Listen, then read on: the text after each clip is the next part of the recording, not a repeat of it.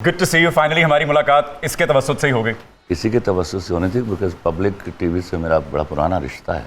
तो we are honoured to have you. सबसे पहले आपकी जो फिल्म आई तेरी मेरी कहानियाँ रिसेंटली, और उसमें 123वां जो आपने लिखा, उसकी मुबारकबाद कबूल कीजिए, उसकी कामयाबी। बहुत शुक्रिया। एक सवाल था उसमें मेरा, अगर आप मैं जान के मान पाऊँ तो अर्ज करूँ। जान के अमान। मेरी कहाँ पे टांग रही हैं ऑलरेडी। ये गुजारिश थी कि आपका स्क्रिप्ट हो, नदीम बेग साहब की फिल्म हो, ये जो हीरो का इंतखाब है ये कौन करता है? हुमायूं सईद साहब के अलावा कैसे किसी को हमने चुना इस बार? इसलिए कि वो छोटी फिल्म थी, तो हुमायूं मैंने बड़ी फिल्म ओके ओके। सर, आप पर एक इल्जाम लगाया जाता है अमूमन कि आपकी कहानियों में अक्सर व बेशतर खवातीन बेवफा होती हैं, तो क्या ये जो 123वां थी ये उसका जवाब था? वो एक ड्रामा है जिसमें हाँ। वो बेवफा है। लेकिन वो बहुत छाप छोड़ गए ना। हाँ, तो उससे क्या, चाप तो लंडा बाजार ने भी बहुत छोड़ी। आए सबके जाऊं। अपने अपने टाइम की हिट्स है ना। Exactly, Boota yes. From Toba. Oh, yes, oh, yes, oh, yes. मैं मर गई शौकत अली की बात थी। क्या बात। सदके तुम्हारे, हाँ, उसमें बेवफा औरत थी। नहीं, तो वो जो नबीना है जिन्होंने सिर्फ एक ड्रामा देखा है, तो उनका कुल इल्म एक ड्रामे की तक है, उनको माफ कर देते हैं। उनको माफ कर देते हैं। अब बहुत सखी है ना। इल्जाम तो कासिम के अब्बू पर भी बहुत है। ओके। सर, गुलजार साहब ने सरहद पार लिखा कि 116 चांद की रातें, और आपने यहां पर लिखी 123वां। तो ये कोई 116 और 123वां जो है ये कोई बहुत खास हिंद से है? नहीं, इनसे नहीं है। देखो, ये कॉन्सेप्ट था समझने का। मुझे किसी ने पूछा किसी वक्त, एक नेशनल टीवी पर इंटरव्यू किया गया कि वो दूसरी मोहब्बत और क्या होती है। मैंने कहा व्हाट दूसरी मोहब्बत?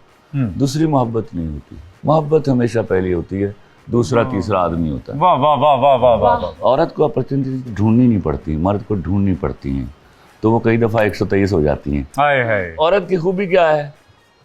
आई रोट इन मेरे पास तुम हो कि औरत के पास इनकार करने की काबिलियत है, जो क्या मर्द के पास नहीं। हाय हाय हाय हाय, क्या बात। आपके ख्याल में हर औरत ऐसी होती है? Of course not.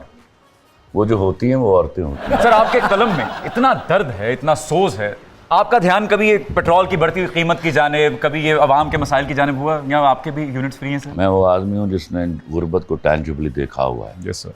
तो मैं आज भी रो पड़ता हूँ इस तकलीफ से, और मैं चीखें मार के कह रहा हूँ कि जिस बदनसीब मैशत के पेडेस्टल पर हम कौम को ले आए हैं, यहाँ गरीब की बच्ची बिक रही है, इससे डर जाइए। सर प्लीज तशरीफ रखिए।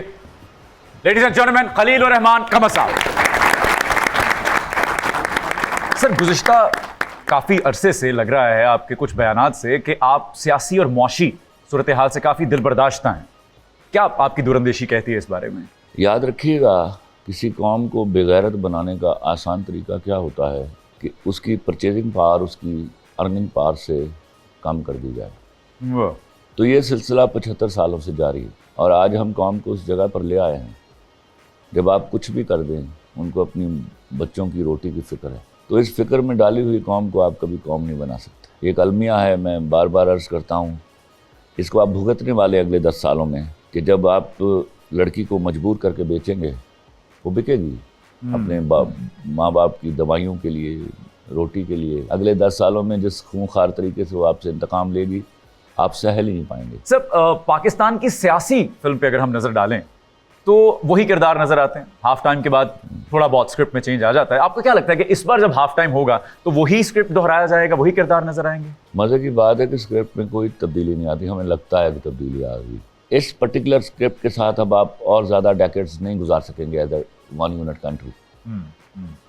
आपको आज शर्म ना आई तो अगले किसी मोड़ पर बहुत इमीडिएट शर्म करनी है।